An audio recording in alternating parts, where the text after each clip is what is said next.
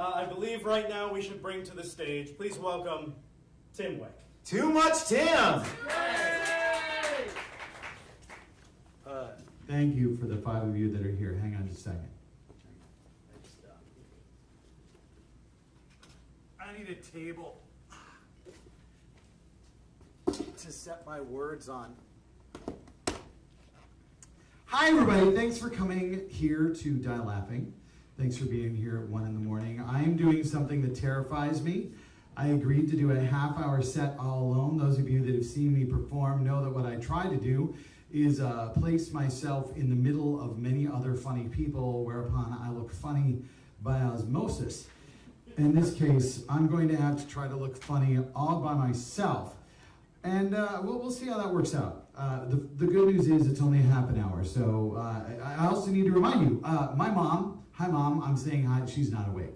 She's not awake. But Mom has graciously donated a $500 match over this half-hour period at 1 o'clock in the morning. It's a horrible time for a $500 match to try and make $500 in this 30 minutes. So I'm going to really encourage you, if you're watching online, if you're standing out there, if there's anybody in the lobby who still has money, which they probably don't, given how many challenges we did after Vilification Tennis. But my point is, $500, help us out. I've got a couple of stories I want to tell you. The first thing that I want to do, though, is I'm a diabetic, and one of the things that I do to control my diabetes is I exercise every day. I go for a walk at the local mall. I try to walk for 30 to 40 minutes a day, and that's a really good thing, except for the fact that while I'm walking, they're playing 70s love ballads. And I don't know if you've listened to a lot of 70s love ballads, but they're really kind of bothersome if you actually listen to the words. These are songs I used to like until I started listening to what they were saying. Have you ever heard the song Sad Eyes? It's a pretty song, right? But if you delve into the lyrics, what the dude's saying is he's basically talking to his lover and saying, I'm sorry, my girlfriend's coming home. We both knew that this was going to happen, and I guess you got too attached and you're crying, so would you do me a favor and turn away so I don't have to watch? It's seriously. And you're like, whoa, no, it's the fucking song. Look it up. Jeez. Okay, I'll cover a few more songs later, but I actually wanted to tell a story about a trip to Arkansas that I took when my youngest son was just a couple months old. My brother and his fiance, not his wife, David and Jane, they lived in Arkansas, which I understand you're immediately thinking was a bad idea, but it was for grad school. They had a reason, and over the years that they stayed there, we had steadfastly managed to avoid visiting them in Arkansas because we didn't feel that there was a lot interesting there. But with the new nephew, my brother and his wife convinced us that we should come down and join us for Thanksgiving. Now, they didn't live in anywhere interesting in Arkansas. In fact, I don't remember where they lived because that's not where we went. No, they met us in Little Rock, which is slightly more interesting. It's actually very interesting. There's a lot of really cool stuff in Little Rock. There's Little Rock High School, which, for those of you that know your history, was the first high school in the Deep South that was segregated.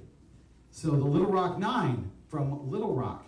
And they have a really good national park site that educates you on how racist everybody in Little Rock was in the 1960s. It hasn't changed much. So, they also have the Bill Clinton Presidential Library right next to the land on which they probably were going to build the Hillary Clinton Presidential Library. That didn't work out. But at the time, we didn't know. So my brother, he did a lot of work to find things that would be really interesting to do. He took us to the Capitol building in Little Rock, because Little Rock is the capital of Arkansas. And we had this tour by this gentleman who was, I kid you not, the junior high school teacher of Chelsea Clinton. And, brief aside. Now, you may or may not be aware, in every region of the United States, we have a colloquialism for, I'm sorry I didn't hear what you just said, could you repeat it? Okay? So, in many places, it's just, what? In the Eastern Seaboard, they say please, which is really confusing, because you're probably going to respond with, can I please have the key to the bathroom? And in Minnesota, it's, I'm sorry, which is super passive aggressive, because what you're essentially saying, I'm sorry, you're too fucking quiet, would you fucking speak up? But in Arkansas, and I'm not making this up, well, I thought my brother was making it up, because he told us every time, he was like, it's the hardest thing, because you're in Arkansas, and you've got this image of the deep South that we have coming from the North, where we think they're kind of stupid, right? And when they don't understand what you're saying, when they need you to repeat it, they will say, "Do And he said, it doesn't matter. You can, the smartest person in Arkansas, dumbest person, it doesn't matter. Everybody in Arkansas, when they don't understand what you just said, they say, "Do," and we did not believe it. How can you believe something like that? It's ridiculous. So we're getting a tour from Chelsea Clinton's junior high school teacher, and we ask him a question about the history of Arkansas, and he doesn't hear what we said. And he says, "Do," and I look at my brother, and he's like, So we did all this cool stuff in Little Rock, and then we went to State Park, Lake Catherine State Park, which was a cabin, and we stayed in a cabin by a lake, which doesn't sound that much different than doing something like that where we're from, except I guess in Arkansas they don't have as many lakes, so it's weird or something. And what he did was he tried to find other places that we could go. And one place that he found that we could go was Crater of Diamonds State Park. Now I know what you're thinking, Crater of Diamonds State Park. That can't really mean what I think it means. But in fact, it does. The largest diamond mine in the United States is in Arkansas. And it's Crater of Diamonds State Park. Anybody can go there. I'm not making this up. Anybody can go to Crater of Diamonds State Park, and you can dig for diamonds. And if you find them, you get to keep them. It's like fuck the De Beers Company, right? So David's like, this is going to be super interesting. Let's go. It's November in Arkansas. Now, if you know anything about November in Arkansas, and I didn't, you will know that November in Arkansas is cold and rainy. Always cold and rainy. This is going to be important when you learn what the Crater of Diamonds actually is. Now, when you think Crater of Diamonds, what you imagine is a huge indentation in the ground, at the bottom of which are clearly just diamonds sitting there, waiting to be taken. It was a crater, but when I talk about huge, I don't think you get the idea of scale. It was a crater that was perhaps 30 miles in diameter. So what that means is when you arrive at Crater of Diamonds National Park, you are not in a bowl, you are in a field. And that is in fact what Crater of Diamonds is. It is not a crater, it is a field in which they run farm equipment to plow up the ground so you can dig out the dirt and pan for diamonds. Which sounds like a lot of fun, unless it's 35 degrees and raining. So there I was with my brother and my eldest son, who was at the time 5 years old. Now, if you know anything about children, you will know that the one thing that they do better than anything else is get dirt on themselves. It's like a fetish. If you give them a chocolate bar, I guarantee they will not eat as much as they smear on their face. If you put them into a pit of mud, which is what Crater of Diamonds National Park or State Park should have been called, they will cover themselves in mud. It doesn't matter that it's 35 degrees and raining. they will cover themselves in mud. Now, my brother and I were committed to finding a diamond. So there we stood with these sifters in water that was, as many of you know, coming from Minnesota, if it's 35 degrees out, that water is 35 degrees, which means in 3 degrees, it's going to freeze. So you're sticking your hands in this water and you're sifting. Meanwhile, my 5-year-old son is playing in the mud. And at some point, we're sifting through it, and I hear this chirpy voice coming from somewhere in the field, which was, aside from my brother, myself, and my son, fucking empty. And I hear this voice, and he says, "Daddy, I can't move." And I said, what parents say in that situation? I said, "Really?" And he said, "Yeah, really." And he was giggling. And my brother and I turned to look at my son, who was indeed standing in the field, and we both had the same thought at the same time. Didn't he used to be taller? So we slogged through the mud to where he was standing, and we discovered that he was indeed sunk in mud up to his knees. And he indeed could not move. So we determined what we could do is stand on the mounds on either side of him and pull him out of the mud. At one point, I slipped, and my foot went into the mud next to him, and I too was stuck. So we pulled him out of the mud, but his shoes stayed 6 inches below the surface. And I looked at him, and he looked at me, and I said, "That's it for those shoes."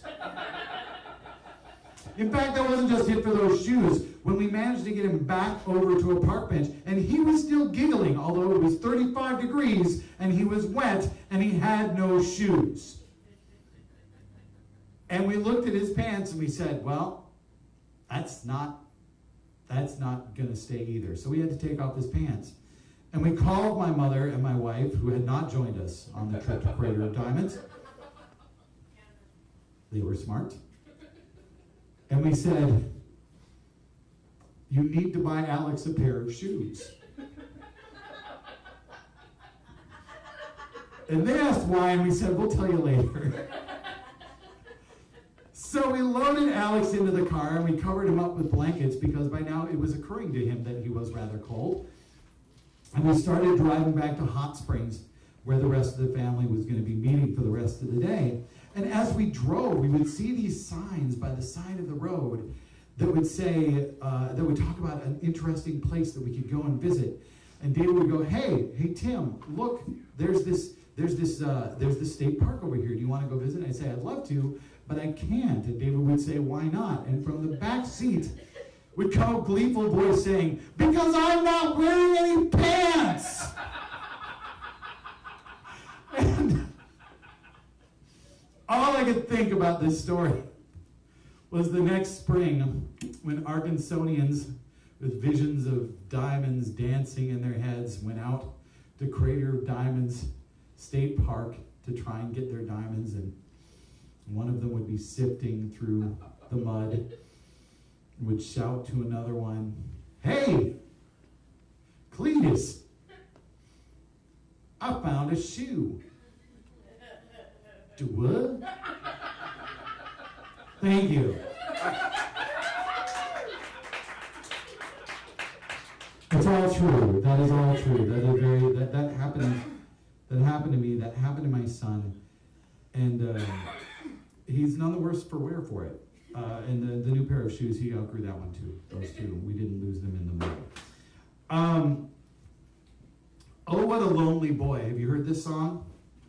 It's a song about a kid who's born to his parents, and they dress him up warmly, and they send him to school, and they teach him how to fight to be nobody's fool. And then at some point, his parents have a sister, and this is when everything goes wrong, because he thought he was an only child, and now he's got to share the house with somebody. So he grows up and he moves out and he's sad. And that's the song. It's just like, some poor asshole got a sister and couldn't deal with it. That's Oh What a Lonely Boy. But it's a lovely song, and I get to listen to it while I'm walking. I want to tell a story about another national park, the Grand Canyon. This one's a little more involved. And I go to a lot of national parks. I'm a big fan of the national park system. I worry about it constantly under the current administration because it seems that they love nothing beautiful. And because it was, this is true, that there was a senator in Arizona back around the turn of the 19th century who had a great deal of claims for mining rights in the Grand Canyon. And so what he did was resisted any attempts to protect the Grand Canyon as a national park or as a national anything, because he wanted to make money off of the Grand Canyon. Now, there are no precious minerals in the Grand Canyon. There never have been. But this dude was like, if I find these precious minerals, I'm going to be rich. So I don't want anybody else to get to look at the Grand Canyon. And what happened, Theodore Roosevelt had the Antiquities Act passed, which allowed him to protect articles of great historical or scientific significance. It was meant specifically to protect Native American digs. So especially the Pueblos and the Anasazi sites in southwestern United States. But once it was passed, Roosevelt went to a few of his lawyers and he said, so scientific significance, that could mean geology, right? And they were like, yeah. So he said, great, the Grand Canyon is a national monument. And the senator from Arizona was like, what the fuck just happened? And years later, they turned it into a national park. But Theodore Roosevelt is the person who protected the Grand Canyon from this asshole senator in Arizona. And I'm going to tell you a story about visiting the Grand Canyon. That'll probably be all the time I have, because this is a longest story. The Grand Canyon, most people will tell you, is really big, large, immense, enormous, gigantic. I could further impress you with my ability to use a thesaurus, but let's talk about the canyon. In northern Arizona, there's a gorge that the Colorado River is carved into layers of sedimentary rock that make up the Colorado Plateau. The gorge is in places over 1 mile deep. It is 277 miles long and covers an area of over 1,904 square miles, or 1,218,375 acres, which sounds more impressive, even though almost nobody really understands what an acre is. At its widest point, it is over 18 miles from the north rim to the south rim. It is big, vast, colossal. Minnesota legend, see, local connection, says the canyon was formed when Paul Bunyan, exhausted from the Arizona heat, dropped his axe from his shoulder and allowed it to drag on the ground. This doesn't make any sense, because in order to carry an axe large enough to carve the Grand Canyon, Paul Bunyan would have had to be so tall as to need just a few steps across Arizona, and therefore would not have been there long enough to be overwhelmed by the heat. Science. The canyon is so big, it actually bores people. Choose any point on the rim and one thing will always be true. You can't see all of it. No matter what spot you pick, the view will look a lot like the view from any other spot. Your head rebels at the concept and you think, well, yeah, I mean, it's big, but what else does it do? The Grand Canyon is just a canyon, a really big canyon, a voluminous canyon, a whopper of a canyon. I've been to the canyon 3 times, and on my most recent visit, I went thinking I didn't need to go back. I'd seen it, and it was certainly impressive, but, what else did it do? I felt like I would never unlock the code that would make it possible to describe it in something more than synonyms for the word big, sizable, tremendous.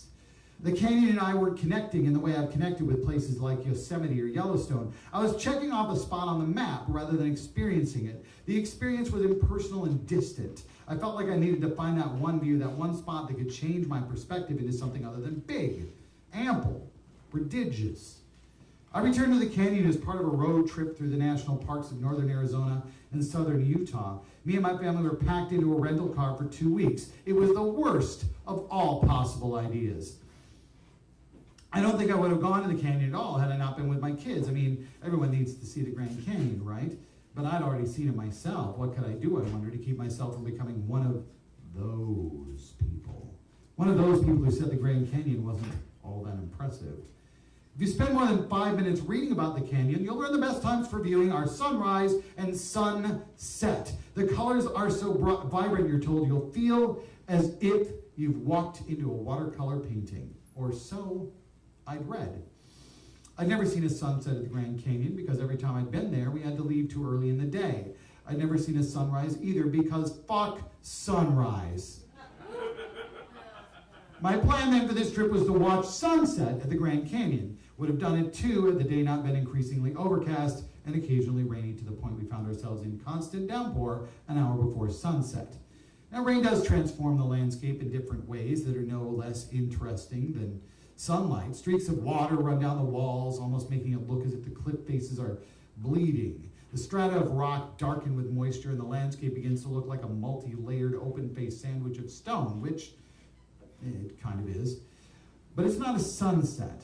The sunrise the next morning was my last and only chance. Sunrise would take place at about 5:45 a.m. Our hotel was 30 minutes from the rim, and to get there in time to really have a chance of appreciating the experience, I should arrive at least 15 minutes early. Realistically, that meant I had to leave the room no later than 5 a.m.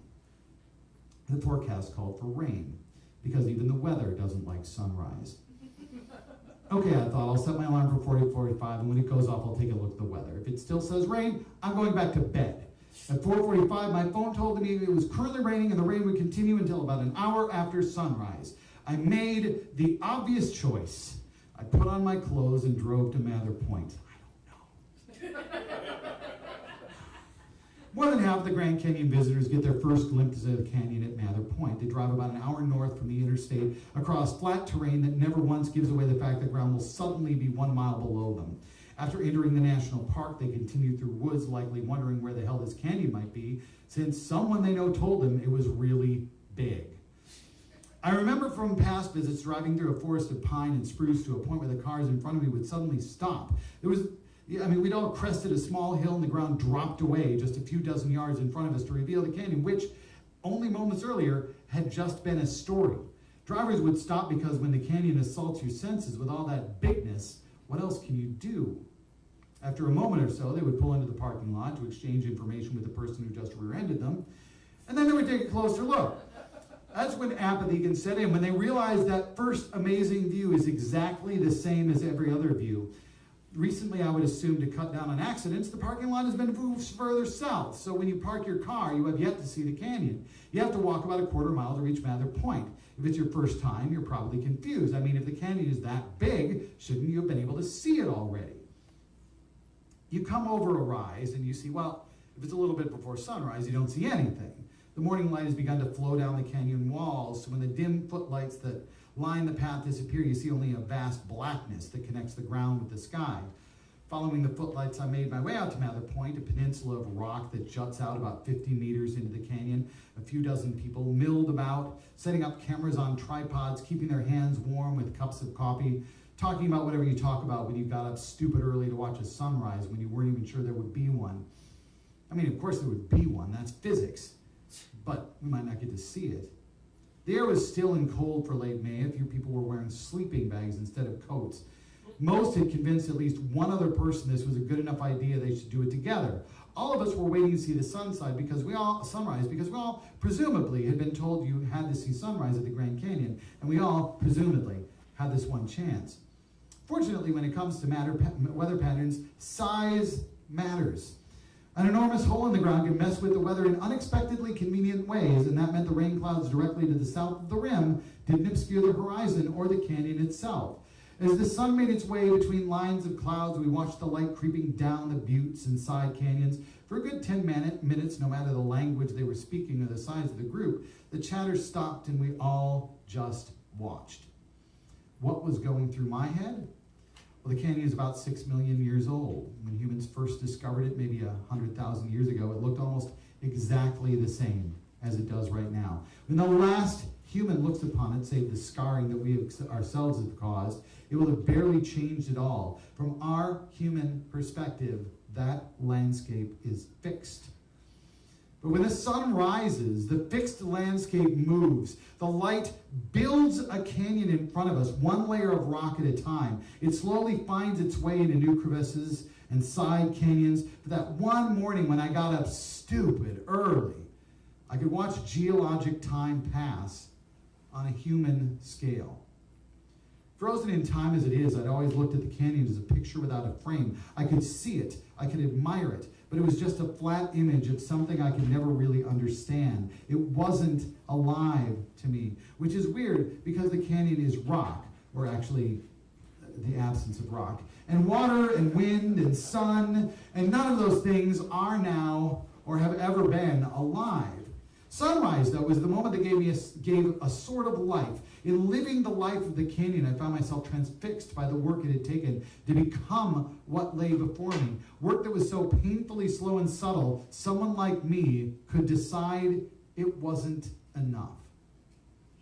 The Grand Canyon doesn't owe anyone anything. But if you let it tell you its story on its own terms, you'll never forget the experience. Later that morning, after the rest of my family had woken up, we returned to Mather Point to say goodbye. The canyon would be the first of 7 national parks we'd visit on that epic road trip that, with each passing day, felt less and less stupid. When we arrived, park rangers had set up some telescopes. We asked what they were for and learned that Mercury was transiting the sun. It was passing directly between the Earth and the sun. Hundreds of people were at Mather Point by then, and only 5 or 6 of them stood in line to look through one of the scopes to see something that happens only 13 times every century. I waited my turn, and I was able to see a tiny, perfectly round dot silhouetted against a massive star that astronomers tell us isn't all that big when you compare it to the billions of other stars that make up our galaxy. That dot, that tiny dot, was a planet far, far larger than the canyon in front of me. That morning gave me all the perspective I would ever need. The Grand Canyon is small, diminutive, infinitesimal. And the Grand Canyon is big, elephantine, titanic.